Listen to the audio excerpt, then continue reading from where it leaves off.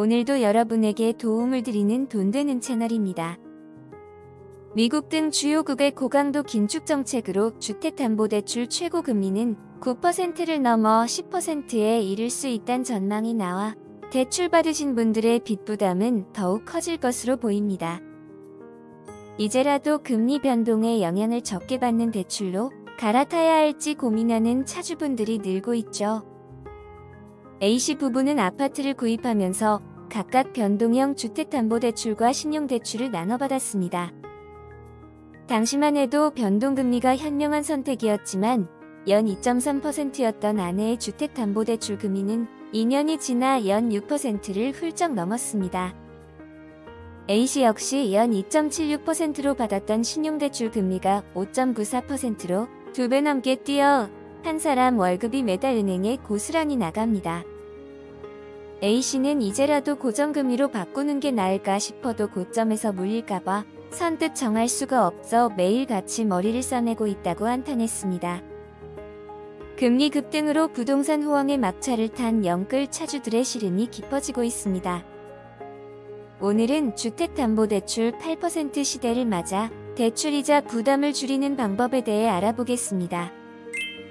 구독과 좋아요는 더 좋은 영상을 만드는 데에 큰 힘이 됩니다.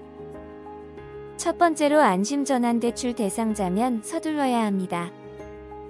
최근 금융권에 따르면 요즘 같은 상황에서 특히 골치가 아픈 이들은 변동금리 차주분들입니다.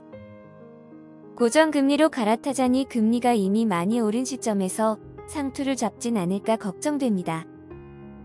이 경우 시중은행보다 낮은 고정금리 상품으로 바꿔주는 안심전환대출을 고려해 볼 수 있습니다. 안심전환대출은 고금리의 변동금리 주담대를 연 3.8에서 4%의 고정금리로 바꿔주는 정책금융상품입니다. 안심전환대출은 기존 주담대에서 안심전환대출로, 안심전환대출에서 다시 시중은행 상품으로 갈아탈 때 모두 중도상환 수수료가 없습니다. 향후 금리가 떨어진다면 그때 시중은행의 주담대로 갈아탈 수도 있습니다. 단 본인이 자격 요건에 해당하는지 살필 필요가 있습니다. 보유주택 가격이 6억 원 이하, 부부 합산 소득이 1억 원 이하인 차주라면 기존 대출 가운데 최대 3억 6천만 원까지 안심전환대출로 갈아탈 수 있습니다. 정부는 2023년부터 주택가격 기준을 9억 원 이하로 높이고 대출한도 역시 5억 원까지 확대하는 방안을 고려하고 있기 때문에 현 조건에 맞지 않는 차주라도 다음을 노려볼 수 있습니다. 안심전환대출 조건에 맞지 않는 차주라면 변동금리 상품을 그대로 두면서 금리 변동폭을 줄여볼 수도 있습니다. 금리 상한형 주택담보대출이 대표적입니다.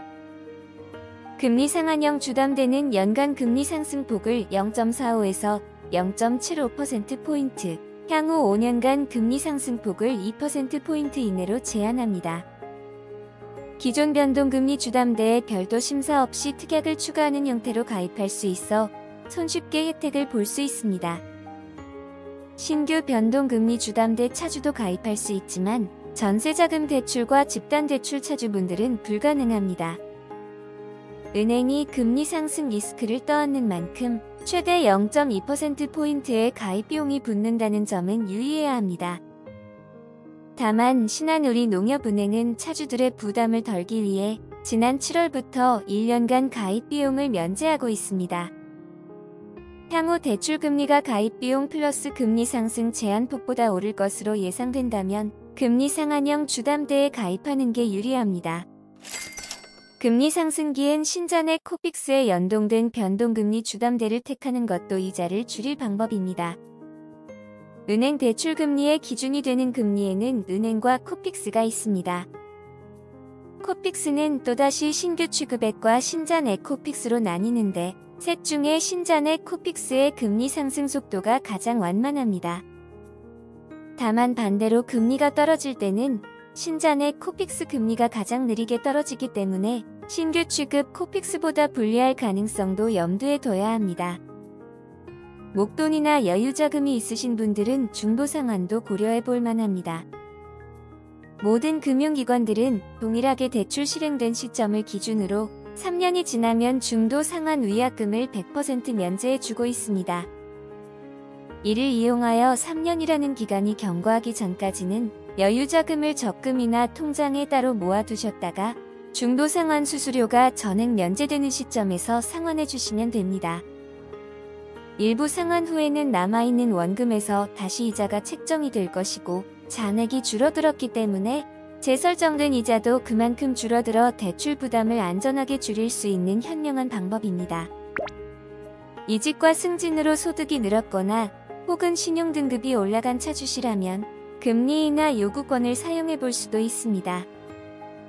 다만 신용상태가 개선된 만큼 차주들이 금융사의 금리를 낮춰달라고 요구할 수 있는 권리여서 기존에 받은 대출이 신용대출, 부동산담보대출, 전세자금 대출 등 신용을 기준으로 금리를 정하는 상품이어야 합니다.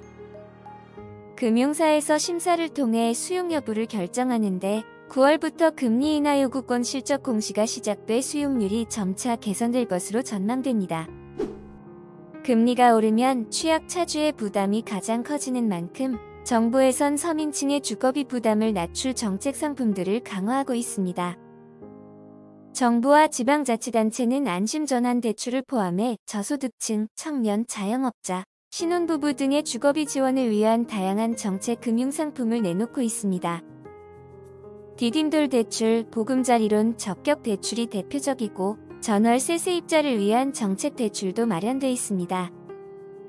서민금융진흥원 홈페이지에 접속해 서민금융 한눈에 다음 대출 상품 한눈에 탭을 클릭하면 지자체와 정부가 마련 중인 정책 금융상품을 한눈에 확인할 수 있습니다.